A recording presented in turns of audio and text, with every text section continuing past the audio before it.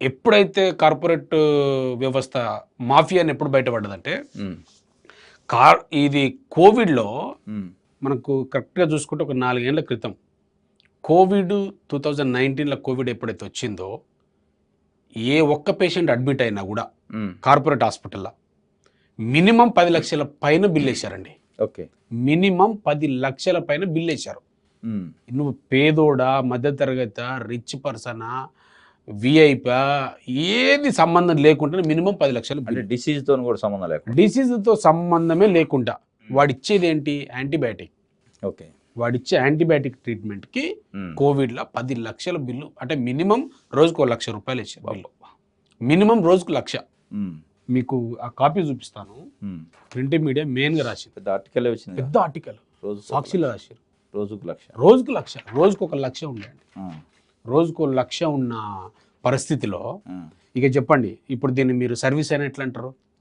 Big mafia ఇది. Service నుంచి big మాఫియాకి వచ్చేసింది. ఉమ్, ఫస్ట్ ఏంటంటే దోసుకుంటారు అనేది ఒక గౌరవం ఉండే. ఉమ్, సర్లే వైద్యం అయితే అందిస్తారు కదా, ఎస్. ట్రీట్మెంట్ జరుగుతుంది కనుక అదొక కారణం ఎవరైనా ఉంది. ఇప్పుడు ప్రతి పేషెంట్ హాస్పిటల్కి వచ్చినప్పుడు రోగి ఎవరైనా కూడా ఉమ్, ఒక ఆశతోటి, ఒక గౌరవంతో వస్తారు హాస్పిటల్. ఎస్. ఆ గౌరవాన్ని, ఆ ఆశను భంగం చేసి, ఉమ్, భయభ్రాంతులకు గురిచేసి ఉమ్, దోసుకునే పరిస్థితికి వచ్చింది పేషెంట్లు.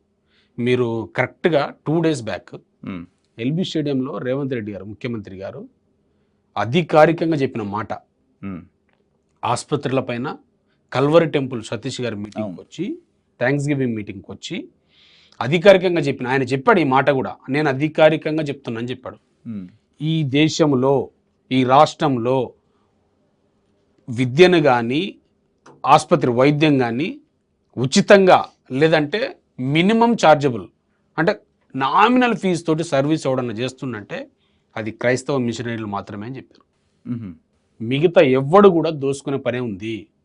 అడ్డగోలుగా దోసుకొని ఎవ్వరికి మానవత్వం లేకుండా అడ్డగోలుగా దోసుకునే వ్యవస్థకు వచ్చిందని చెప్పేసి స్వయంగా ముఖ్యమంత్రి గారు ప్రకటించారు. ఉమ్, అధికారికంగా చెప్తున్నా అని చెప్పారు. ఓకే.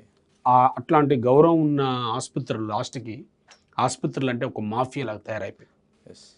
మాఫియాలాగా తయారైపోయి నేను ఒక బెస్ట్ ఎగ్జాంపుల్ చెప్తాను మీకు. ఉమ్, మా ఇంట్లో మా పెద్దక్క వాళ్ళ కొడుకు డాక్టర్, ఉమ్, చిల్డ్రన్ స్పెషలిస్ట్. స్వయంగా మా అక్క అన్న మాట ఏంటంటే, ఉమ్, ఆమె కొడుకే కదా, ఉమ్, కొడుకు డాక్టర్ కదా, ఉమ్, కోవిడ్లో ఈ తతంగం అంతా చూసి, టీవీలలో చూసి, ఇలా మాఫియాలు చూసి, ఇలా ఆగడాలను చూసి స్వయంగా ఆమె అన్న మాట, నా కొడుకు డాక్టరే అయినా కూడా ఉమ్. ఇంత దొంగలు ఉంటారా డాక్టర్లు అనేది నాకు ఈరోజు అర్థమైందని అన్నది. సొంత తల్లి అన్నది. ఒక నెగిటివ్ ఒపీనియన్. నెగిటివ్ ఒపీనియన్ పడ్డది. డాక్టర్లు అంటే తల్లికి. ఇంత ఇంత ఇంత మోసగాళ్ళ, ఇంత దోసుకుంటారా, ఇంత అన్యాయమా? ఉమ్, భూములు అమ్ముకొని, ఆస్తులు అమ్ముకొని, అంటే కన్న కొడుకునే ఆమె అంటే కన్నా కొడుకునని కాదు, డాక్టర్ మీద ఉన్న అదే. వ్యవస్థ మీద ఎందుకంటే ఆమెకి మనకి ఆ వ్యవస్థ పైన పోయింది. మామూలు ప్రజానికానికి ఇంకెంత ఉండాలి? పోయింది. అదే చెప్తున్నా కదా, సొంత కన్న కొడుకు డాక్టర్ అయినా కూడా ఆ వ్యవస్థ మీద ఆమె గౌరవం పోయింది. కోవిడ్లో అంతా దోసుకున్నారండి.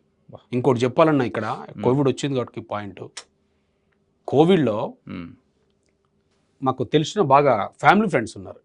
ఝాన్సీ అని, ఉమ్, జాన్స్ అండ్ జాన్ అని మాకు మంచి క్లోజ్ ఫ్యామిలీ ఫ్రెండ్స్ వాళ్ళు. ఉమ్, వాళ్ళ అత్తమ్మని బతికించుకోవడానికి కిమ్స్ హాస్పిటల్లో ఉమ్, దాదాపు 35 నుంచి 40 లక్షలు ఖర్చు పెట్టారు.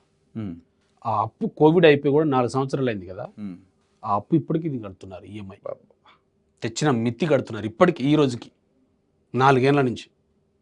ఉమ్, అంటే ఆ రోజు బాగుపడ్డ ఆసుపత్రులేమో రెట్టింపు అయింది, ఇన్వెస్ట్ చేసారు, ఇంకా కొత్త బిల్డింగ్లు వచ్చినాయి. కొత్త బిల్డింగ్లు వచ్చినాయి, రియల్ ఎస్టేట్కి ఎంటర్ అయ్యారు, రకరకాలుగా ఎంటర్ అయిపోయి పెద్ద ఎత్తున ఎస్టాబ్లిష్ అయిపోయారు. అవును.